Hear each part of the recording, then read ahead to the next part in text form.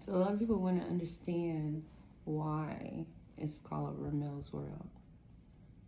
Rhamell's world came from being restricted. A year ago, I could barely walk. Like I had sciatica. So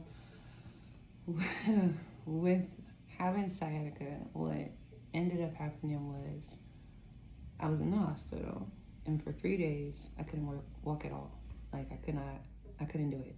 So for 3 days I couldn't walk, and then I could move a little bit and was a little more ambulatory, but I couldn't see a doctor for 6 weeks.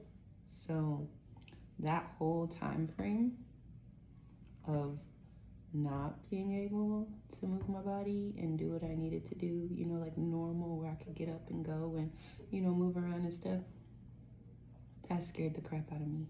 Like, knowing that I cannot move when it was nothing to move before. That was an experience. And then not being able to be seen by a doctor for about 6 weeks was another experience. So that in itself is like a month and a half of not being able to be mobile.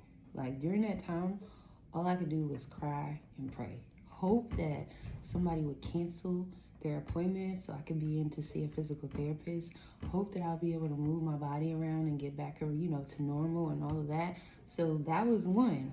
Then I had to go through 2 months of physical therapy. So it was really like it's not something that you could just jump up and do like right away. That's not what this is. Like you're down right now. So while going through physical therapy, I had hoped and prayed and dreamed and wished that I would be able to get back to the point to where I could actually be mobile again and move freely.